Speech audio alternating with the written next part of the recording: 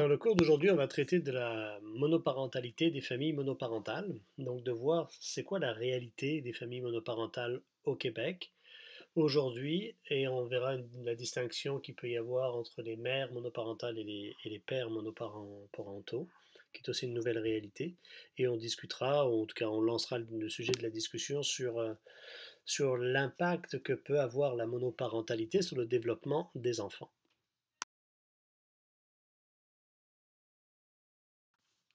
Alors, je vous présente ici un tableau que je vous avais déjà montré dans un cours précédent sur une typologie des familles ou un classement par les types de familles au Québec dans la société actuelle. Alors, la tendance, c'est ce qu'on voit, c'est que la montée des unions libres et des ruptures dans les couples amène à une recomposition de tous les modèles familiaux. Alors, on voit quand même que les familles biparentales, donc deux parents ensemble avec des enfants, est encore le modèle majoritaire dans la société. 70% des familles sont biparentales. Dans ce 70% se répartit 40% sont des familles mariées, 30% des familles en union libre.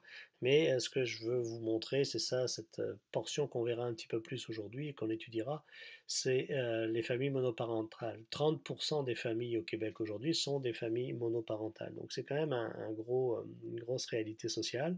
Et de ce 30% se sépare en 23% de familles matricentriques, donc des mères monoparentales, et 7% patricentriques, donc des pères monoparentaux. Donc, on voit quand même que la très forte majorité, c'est des mères monoparentales, mais ce chiffre des pères monoparentaux est en augmentation. Mais 30%, donc ça veut dire presque un tiers des familles, aujourd'hui sont des familles monoparentales.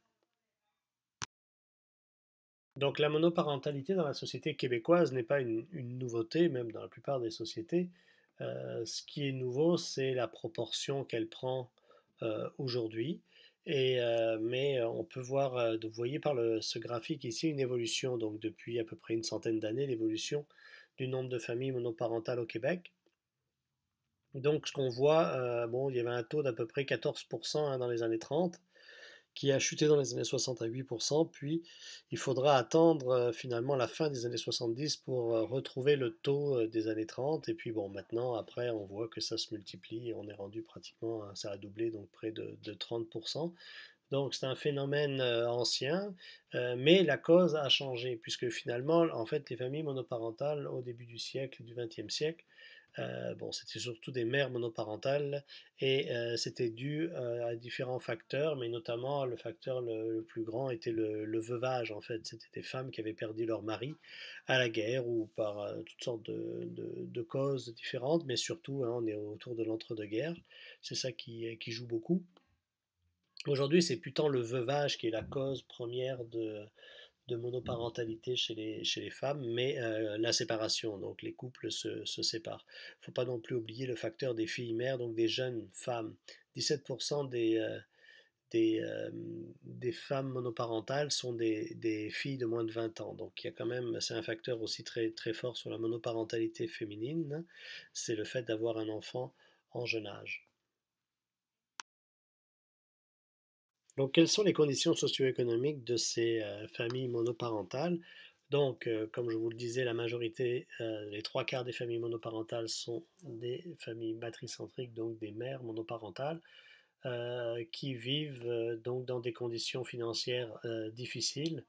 En général, quelques statistiques là pour illustrer ça, en général, les familles matricentriques, les mères monoparentales gagnent 50% du revenu des familles biparentales. Les familles patricentriques, donc les pères monoparentaux, eux, gagnent 77% du revenu moyen des familles biparentales. Donc on voit que les femmes monoparentales sont plus discriminées en termes de revenus que les hommes monoparentaux. Bon, ça, c'est une statistique aussi qui rejoint l'inéquité salariale en général dans la société, mais bon, ça montre qu'être une femme monoparentale, il y a des plus grands facteurs de pauvreté qui s'appliquent à nous. Donc les jeunes femmes et les jeunes femmes peu scolarisées sont encore plus exposées, c'est des facteurs encore aggravants si on veut en termes d'exposition à la pauvreté. Donc des conditions socio-économiques relativement difficiles et qui affligent d'autant plus les femmes, d'autant plus qu'elles sont majoritairement mères seules à élever leurs enfants. Donc, comment les mères vivent généralement cet état de monoparentalité? C'est en général une expérience difficile. 33% des mères seules souffrent de détresse psychologique. Le taux est de 21 dans les familles biparentales, donc on voit quand même un facteur aggravant dans ce cas-ci. Et par contre, quand on essaie de voir quels sont les facteurs qui font que cette adaptation à cette nouvelle réalité, la monoparentalité va être plus facile, donc les facteurs facilitant ça, l'âge de la mère, donc plus la mère est vieille, donc au moins les jeunes, plus elle pourra s'adapter à cette nouvelle réalité. Ça va dépendre aussi des valeurs, comment elle va vivre cet échec, cette fin de relation ou cet échec du mariage. Est-ce que c'est un échec, donc quelque chose qui est donc une expérience négative, ou au contraire est-ce une libération, c'est-à-dire que la personne vit sa séparation comme une amélioration de sa condition de vie et donc dans ce cas-là, elle va aborder la monoparentalité de manière beaucoup plus positive.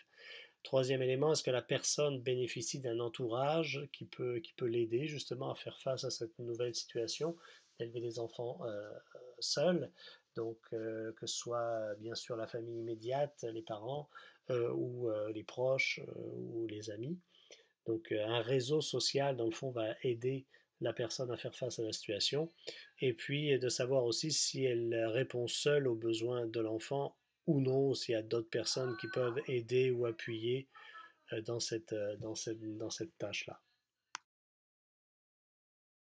Je voulais vous montrer ici juste un petit clip, là, ça dure 3 minutes, là, sur la situation d'une jeune mère monoparentale. Alors, ce qui est intéressant, c'est que bon, c'est en Suisse, un pays qu'on considère généralement comme riche, et elle explique un petit peu sa situation difficile. C'est fait par un organisme Caritas qui vient en aide aux personnes qui souffrent de pauvreté. Donc, ça montre vraiment la condition là, de la personne d'une femme monoparentale et affligée par la crainte de tomber dans la pauvreté, mais vous voyez, c'est quand même une personne très ordinaire et très normale, là, mais en tout cas, bon, c'est un clip de sensibilisation, bien évidemment, donc le message est assez clair, mais ça donne une bonne idée quand même de la réalité vécue. Donc, vous ne pouvez pas le voir ici, le lien n'est pas actif, mais si vous allez voir le PowerPoint que j'ai mis du cours, comme je l'ai présenté normalement, le lien est actif et vous pourrez le voir à partir de là. Alors, comment ça se passe du côté des enfants? Donc, on a vu la mère, mais du côté des enfants, ben, pareil, un peu la même affaire. Il faut s'adapter à la situation et eux aussi ils doivent faire cette adaptation-là. Donc, est-ce qu'il y a des facteurs qui vont faciliter ou non, finalement, l'adaptation des enfants? Comment ils vont vivre cette nouvelle réalité avec laquelle, finalement, ils ne sont pas véritablement impliqués? C'est pas tant de leur faute que ça, ils doivent plus la subir que la provoquer.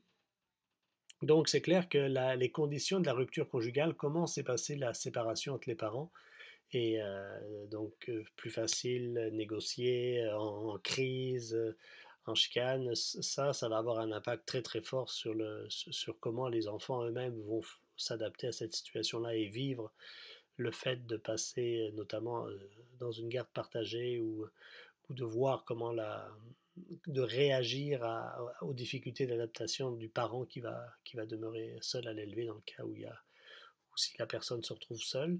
Donc c'est le deuxième élément, l'adaptation de la mère. Est-ce qu'ils vont voir comment leur parent qui leur reste, qui demeure leur modèle, va s'adapter à cette situation-là?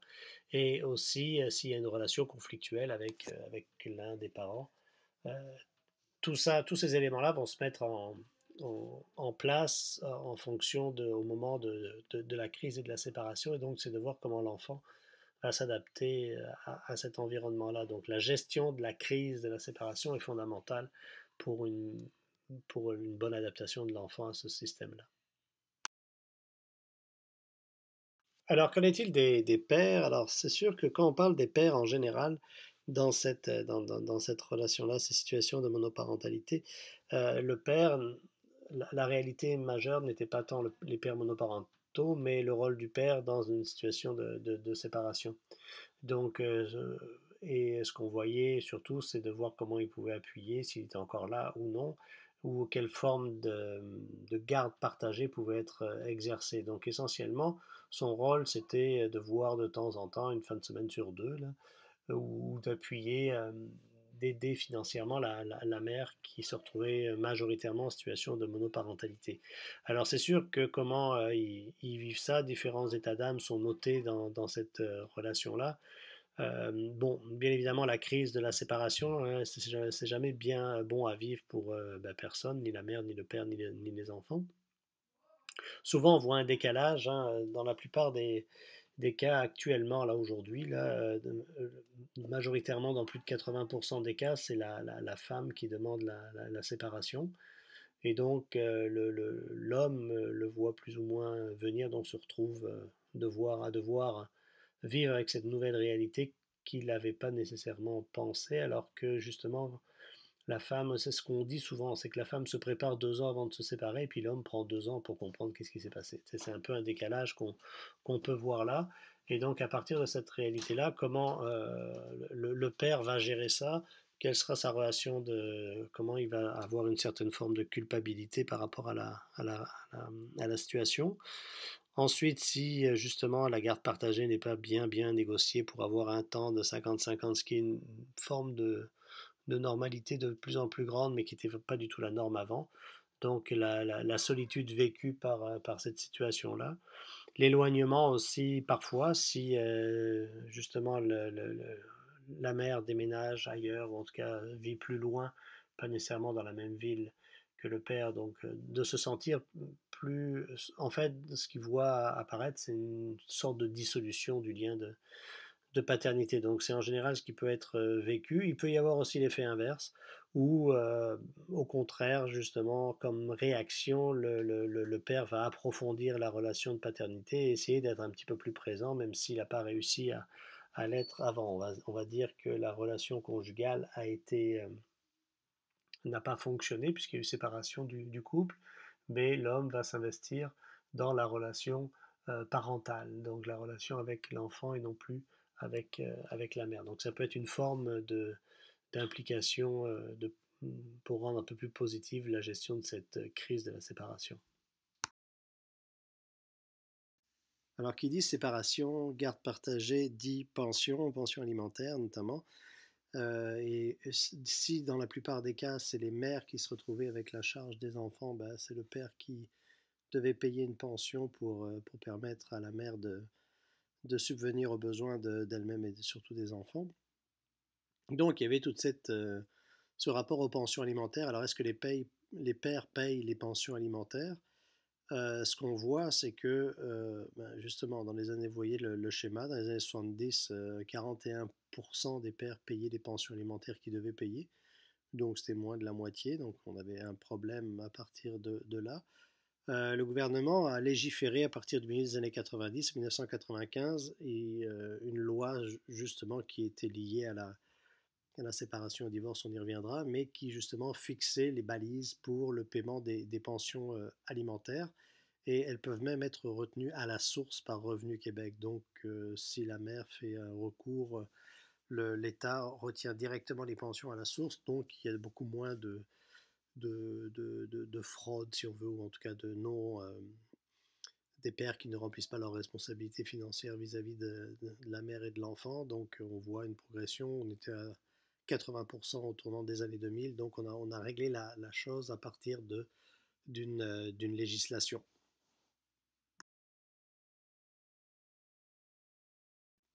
Alors, le nouveau phénomène, c'est la croissance de la monoparentalité masculine, des pères monoparentaux, patricentriques. Donc, c'est un phénomène en croissance. Alors, quelles sont les caractéristiques de cette situation-là? Alors, c'est pas la même chose que pour les femmes monoparentales. Premier élément, les pères monoparentaux sont dans une meilleure situation financière, puisque finalement, ils ont en général un meilleur salaire. Donc, ils ont un revenu en moyenne qui est de 155% celui des mères seules. Donc, il y a vraiment un décalage assez grand entre ces deux réalités-là. Alors, par contre, c'est un nouveau rôle pour lequel, en général, les pères sont peu préparés. parce que justement dans une relation familiale, puisque historiquement, classiquement, la femme avait un peu plus la charge des enfants et l'entretien un peu logistique du foyer, quand l'homme se retrouve seul avec son enfant, il doit nécessairement faire toutes ces tâches-là, là, même si ils étaient dans une famille plus égalitaire, il y a quand même un décalage. Et donc, c'est un rôle d'adaptation assez important pour les pères pour faire face à cette nouvelle réalité-là. Donc, ça crée une pression psychologique sur les pères, comme on l'a vu précédemment pour les mères. 30% des pères ressentent, des pères seuls ressentent une détresse psychologique. Le pourcentage est seulement de 15% dans les familles biparentales, donc on voit que c'est un facteur aggravant. Par contre, autre constatation, les pères seuls reçoivent davantage d'aide que les mères seules. Et là encore, pourquoi on aurait pu en discuter, quels sont pourquoi socialement on va avoir tendance à aider un père seul plus qu'une mère, parce qu'il y a cette considération que théoriquement les mères savent mieux quoi faire, l'instinct maternel et tout ça, alors que c'est quelque chose que les pères n'ont pas, donc il faut davantage les aider. Donc une aide de leurs proches, une aide de leur famille, donc il y a plus de soutien, naturellement, plus de soutien social qui va être donné aux pères monoparentaux qu'aux mères monoparentales. C'est aussi un phénomène plus récent, donc ça peut avoir un impact. Alors là aussi, j'avais une petite illustration, un petit reportage qui a été fait en France, cette fois-ci sur les pères, les papas solos, les pères monoparentaux. Vous pouvez aller le voir, vous avez le lien qui est actif, il n'est pas actif ici dans la vidéo, mais il l'est dans le PowerPoint que j'ai mis en ligne sur Léa, donc vous pourrez aller cliquer dessus et le voir. C'est assez intéressant, vous allez voir, c'est l'illustration d'un père ou de deux même qui vivent tout seuls avec leurs enfants et de voir comment ils s'adaptent. Alors, regardez-le avec un œil un peu curieux, là, de voir un peu les préjugés qu'on pourrait avoir vis-à-vis des uns et des autres, mais ça montre que c'est une nouvelle réalité qui se développe et ça nécessite à la fois un réseau d'entraide ou alors carrément la reconfiguration de l'identité même de père, un nouveau rôle qui doit être concrètement assumé parce qu'on n'a pas le choix de le faire.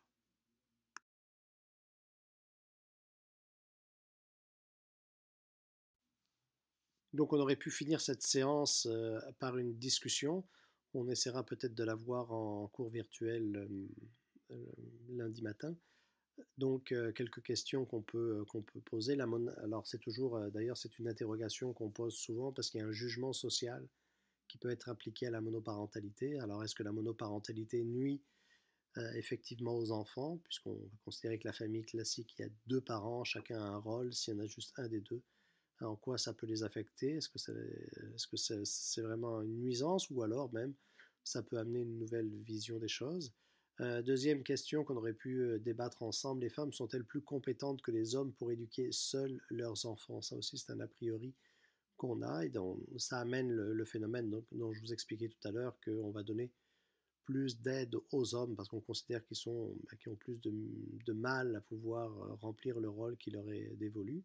Et finalement, la monoparentalité transforme-t-elle l'identité masculine nécessairement parce que le rôle change, mais qu'en pensez-vous, en positif, en négatif, quels sont les impacts que ça peut avoir sur cette identité masculine en reconfiguration?